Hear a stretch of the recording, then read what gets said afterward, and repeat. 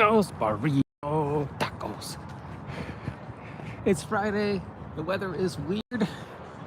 I am going to the store and I see the taco thing still hasn't ended, and I see the Harmony Ginger Braunstein thing still hasn't ended. And far be it from me to not try and milk some cheap heat off a dead, pointless topic.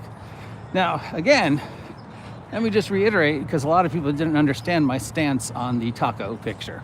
Now, the taco picture of the halfling is only, so far as I know, in the current D&D cookbook. And somebody said it's also in the DM's guide. I mean, the player's handbook, whatever. I know it's definitely in the cookbook. Okay. So the problem is that everybody has said that I have seen is the taco sushi thing is not consistent with D&D, and it's not historically accurate because tacos didn't exist in the time period that D&D is supposed to emulate, because we all know how historically accurate Dungeons and Dragons is. So there's no way the taco could exist. So it's Wizards of the Coast pandering, and it's just a bad choice because they don't offer to explain where the taco came from, and it's not consistent with the 50-year history of Dungeons and Dragons. Ooh, mushrooms. Could that be a fairy circle? Okay. Now, if your problem is with the art, the same as the problem we've had with all the other art that they've made, that is a perfectly legitimate complaint. It's bad art. It's probably AI. There's just a lot of things wrong with it, and it doesn't emulate fantasy D20 class-based roleplay, right? It doesn't give you the sense of adventure. It gives you the sense of, here's the cover of a cookbook. It gives you the sense of, hey, here's a party I'd like to go to. These guys all look like they're having fun. It's cottage, it's warm, it's comfy, it's safe, it's cozy. It's the kind of place you'd want to hang out with after you're done killing all the bad guys, but it doesn't emulate the D&D that we're familiar with. And it also continues to push the hypocritical mindset of D&D with their false narrative regarding things like inclusion. If that was your complaint, then I would be perfectly okay. I'd be like, yeah, you're absolutely right. It's a horrible picture, and it's bad just for the same way all the other art we've seen for the player's handbook is bad. But that's not the complaint. The complaint has been consistently that it's not consistent. Can I say that? Not consistent with D&D, and it's not historically accurate with D&D, because, as we know, D&D has always been historically accurate. So as much as I hate to defend Wizards of the Coast on this one, I gotta call foul. Look, if you guys want to be angry at Wizards of the Coast for something this week, there's plenty of other shitty things they've done. This isn't one of them. First, the picture is totally consistent with a cookbook and the reality of the cookbook. Second, the picture is totally consistent with all the other art we've seen for 2024 D&D and establishing the new 2024 D&D normal. You don't have to like it. Most of us don't, but it doesn't change the fact that that is the narrative they're trying to tell, and it's consistent with that narrative. Now, as for historically accurate fact, there are two primary campaign settings that are generally accepted to be the D&D homeworlds: The Forgotten Realms by Ed Greenwood and Gary Gygax's Greyhawk. So let's start with The Forgotten Realms. Ed has always said that The Forgotten Realms is just another part of Earth that we forgot about. And a lot of the cultures on The Forgotten Realms have been stargated in from Earth. Case in point, Mulhorand is Egypt. Thay is Russia during the time of the Tsars. Zental Keep is Nazi Germany. Chasanta is Greece. The Dale Lands are Scotland. Waterdeep is New York. There is a spaceship port in Waterdeep. There are spaceships in Waterdeep. Greyhawk, or Earth, is Earth after a fantasy apocalypse. There are computers in Greyhawk. There are androids in Greyhawk. There are guns in Greyhawk. Hell, there's a bowling alley in Greyhawk. So from the very beginning, it has been established that there is a presence of Earth and science fiction and connection with the real world.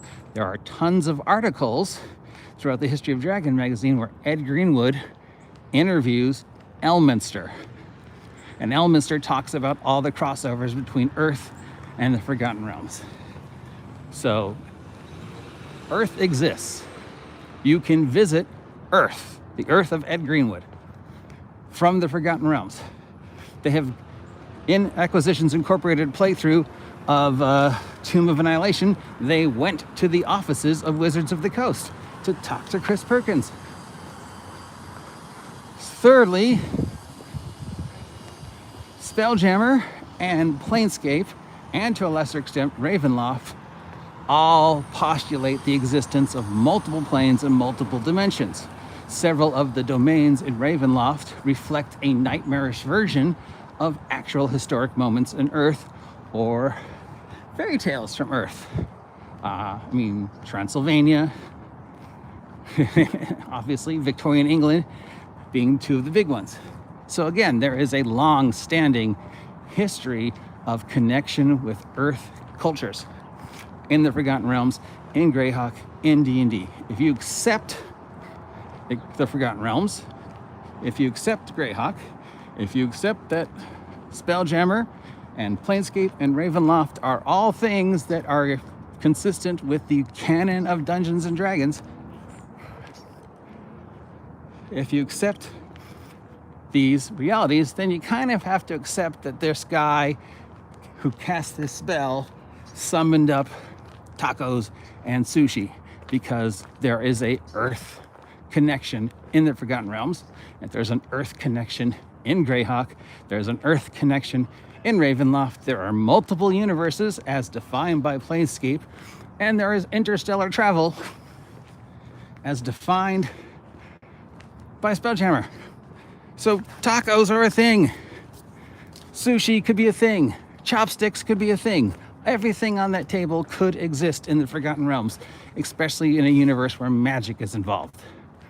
Again, is this a horrible piece of art? Yes, it's perfect for a cookbook. It's not D&D.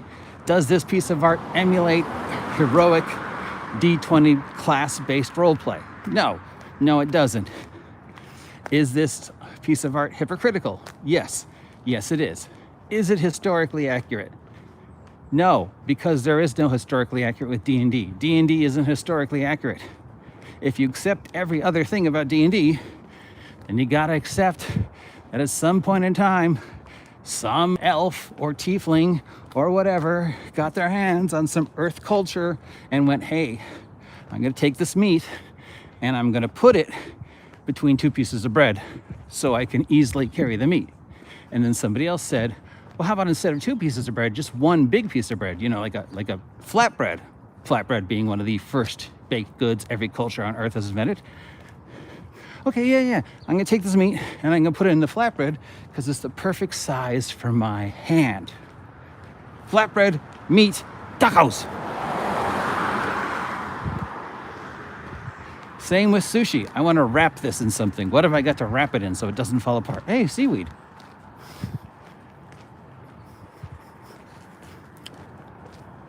I have no problem with tacos. I have no problem with sushi. I accept that this is the established historical canon, consistent reality of the Dungeons and Dragons world of 2024 D&D, because 2024 Forgotten Realms is Earth. 2024 Greyhawk is Earth. Ravenloft has connections to Earth. As for the other thing with the Braunstein thing and whether Harmony Ginger should have received all the shit that she did, absolutely not. Griff, you were totally 100% in the wrong. And the fact that there are still people talking about it just adds more fuel to the fire that you're in the wrong. The basic premise of the argument is 100% incorrect. It's the ship of Theseus. It's the buffalo chicken wings argument. If I don't get buffalo chickens from the bar in Buffalo, am I eating buffalo chicken wings? If I go to this bar right here in Site B and order buffalo chicken wings, well, they are not made in Buffalo. They're not made by the guy who first did them. So are they buffalo chicken wings? Was she using Braunstein correctly or not? Did she deserve the shit she got? No, she didn't. Anyways, hopefully this is the last thing I'll ever say about tacos, and we can put it back until it comes up again, because we know it is. And hey, does taco count as a brand new category, or is it just a continuation of the orcs are racist category? I think tacos is a brand new category. So that's 4 new categories on tabletop role-playing game Jeopardy that we have had in the past 4 weeks. Mythical Dungeon, Shadow Dark, Harmony Ginger, and Tacogate. I will now sing the taco song. Thanks for listening to me be an idiot. If you appreciate this content, let me know. Taco, taco, taco, taco, taco, taco, taco, taco, taco, tacos, taco, taco, taco, taco, taco, taco, taco, taco, taco, burrito, burrito, burrito, taco, taco, burrito. Bread, cheese, lettuce, bun, then you put the patty on his burger. What? It's burger. What?